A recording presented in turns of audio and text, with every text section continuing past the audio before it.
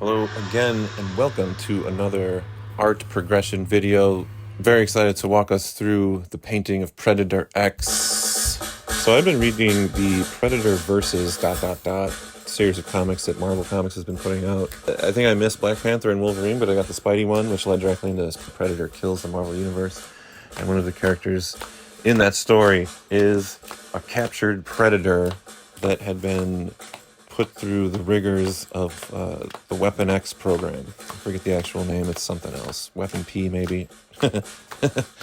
Cool new character, kind of a fun mashup, and one that is sort of, if you didn't know about this comic book series, one that you might think was an original mashup instead of an actual fucking Marvel/20th Century Fox character.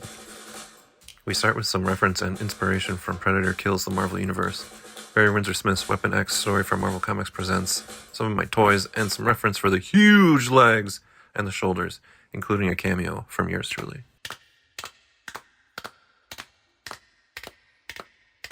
Ryan Lasig of the Milwaukee Makers Market is putting together an art show with the Virtual Boys, a sort of loose collective I am a part of, along with Al Poma and Adam Matthew Inc. The four of us comprise the Virtual Boys, and he wanted to put together a group show for the spring to open on Bayview Gallery night. So he challenged each of us, like we were going to put artwork up, but he gave us each 18 by 24 inch canvases. We're all going to have a brand new piece as the centerpiece for this gallery show. So one of the themes was cyberpunk. The other was that they're going to be villains. I thought the helmet and all the cords and cables and everything, like wires, kind of came up with a few of us in our pieces. I thought that would look cool. The character emerges from this version of Weapon Blank program is in Washington, D.C., so I threw the monument back there. And of course it's spring here anyway, so, you know, the cherry blossoms are a-bloomin', famously in D.C. They were a gift from the Japanese. So early on, I had an even earlier sketch than the one that was included here, which stunk. Basically, the pose was the same, but it was very flat. More of the figure was included. The pose was very static, even though it was essentially the same thing with the right arm kind of cocked back and the left arm out to the side in a lunging movement. You saw earlier, of course, as I ripped through the reference material and some of my own photographs that I took. I actually broke out the toys for this one, two different versions of He-Man figure to approximate some of the positioning and the shapes, which, you know, usually I don't do that, and I think it's a little bit silly because these things are sort of pre-posed, even with the crazy amount of articulation that some of these newer figures have. They just don't, stuff doesn't look like a human body does when you pose it, but it is good for like the silhouette, the shapes. And if there is any like overlap within the figure, I think that could probably help too. There wasn't much on this one. Still fairly straightforward pose, except for like the hips and the shoulders being at odds with each other. Early on too, Al, I think, saw a sketch that I was working on. He's like, "Oh, you got to put the claws in there," and it's, you know, it's a Wolverine Predator mashup essentially. So I was like, all right. Did not decide to put in the left arm, but had to basically reference that thing is there by having the tippy tips of the Predator's claws sneak through from the right side of the composition. Like I said, I had an earlier sketch that really kind of stunk, and after I got the canvas from Ryan during one of the drink and draws the past few months, I actually stuck the canvas blank just up on the wall, and I was looking at it. You can kind of hold out the drawing and adjust so it's filling that space. And I was like, it just needs to be more dynamic for something so big. So that's when I basically drew the earlier version of this that you saw, where the head and the shoulders, the torso is projecting out towards the viewer much more extreme way than the previous one. I was going to put it in the video, but too late for that. Too bad, so sad. You don't get to see my terrible art. You just get to see the good stuff.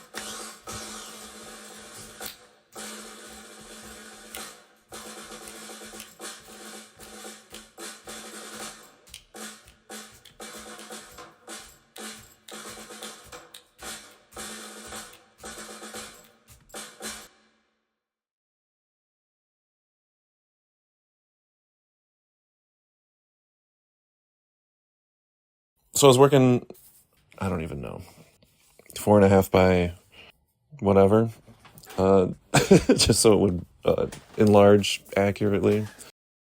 Worked it through real small with the blue pencil and then graphite, and again I enlarged it here so some of those tinier spaces in the counterforms would be more delineated.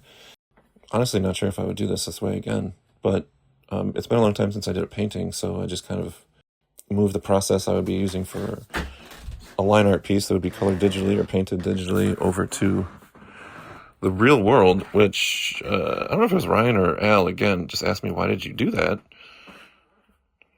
And I mean, the answer at the time is that I did all that work. So, just transferring all that stuff up to the canvas using the projector here seemed the most obvious way to do it.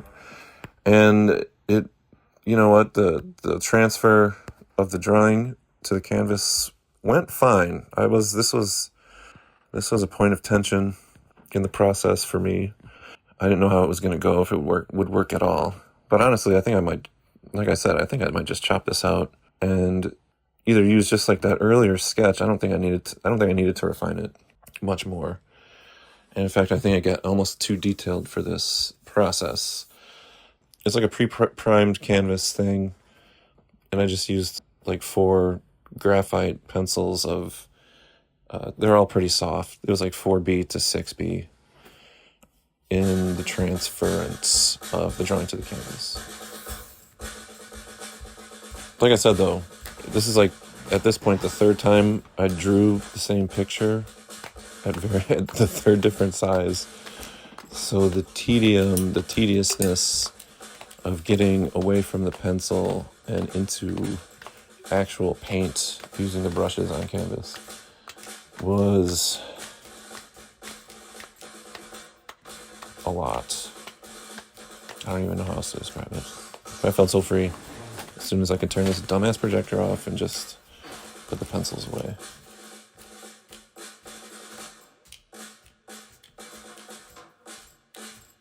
No, you saw the picture earlier. I did have this thing stacked up on like a series of maybe like 17 books. Even just me, and it's not like the floor is wibbly wobbly or there's like extensive water damage, but even just me walking around in front of this table, which is like, it's a card table or whatever, with this projector on all these books, that did shift it over a little bit, so I had to kind of readjust it once or twice. Which, again, just a pain in the ass, because, like, you want to get it done in, like, hopefully one shot, because setting this back up, I don't have registration tape on the projection or anything like that. And getting it just exactly where it was, oh my god, maybe even worse than doing it in the first fucking place.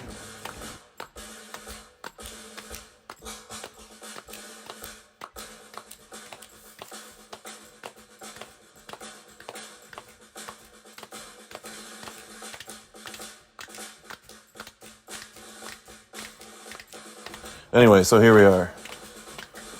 18 by 24 canvas with the drawing all set up, ready to go.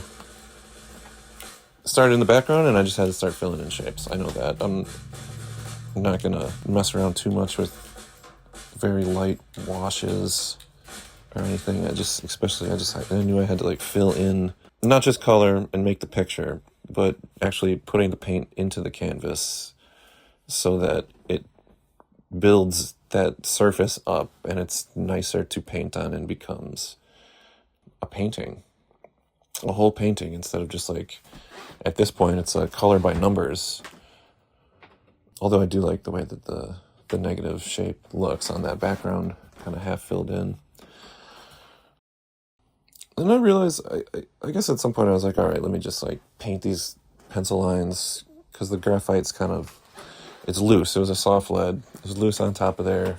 My palm was getting dirty and it was smearing. So I'm like, let's cement where these lines are, without worrying too much about line quality, of course. It's going to be a painting. Hopefully a lot of this stuff just sort of disappears, again, as the buildup of tone continues. As you can see, I do use acrylic paint. Dries fast, less smelly than oil, but you really don't want to get this stuff on your hands either. And of course, please, please do not eat the paint. Maybe it was like 2 weeks kind of straight that I worked on this, basically as much as I could. In the living room, beautiful room to do it in, plenty of sun in the morning. And then, yeah, I would just work it up, keep checking. I kept trying to push the contrast, honestly. It never seemed quite dark enough. Some of the lighter areas, a lot of it was very flat, especially with the mouth should pop out. I mean, look at that. So like boosting the contrasting, reinforcing the lighting scenario. We took it outside for a little bit, got the real sunlight on there.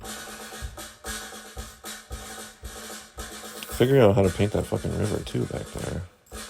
With the reflected background in there and having it be desaturated enough was a challenge.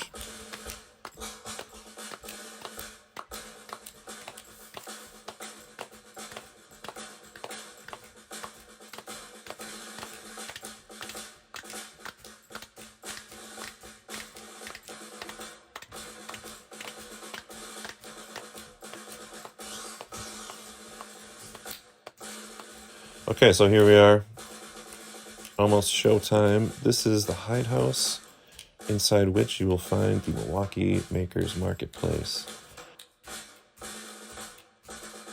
Through there, off to the right, you will find the Virtual Boys show, Vision Beyond, in the Milwaukee Makers Marketplace Gallery.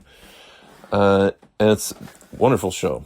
Like I said, Adam Matthew Inc., Poma Art, Milwaukee Alt, and me, David Beyer, aka Buyer Beware. And the Cosmic Goat has a few 3D pieces, including this amazing arcade machine. There's a sentinel head on a pedestal in there somewhere if you saw it. A lot of amazing pop artwork. Masters of the Universe, Star Wars inspired.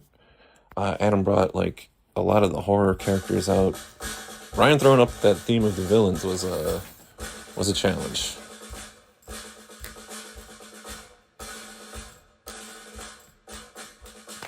There it is, Predator X. Go see Vision Beyond if you're in the neighborhood. Thank you so much for watching.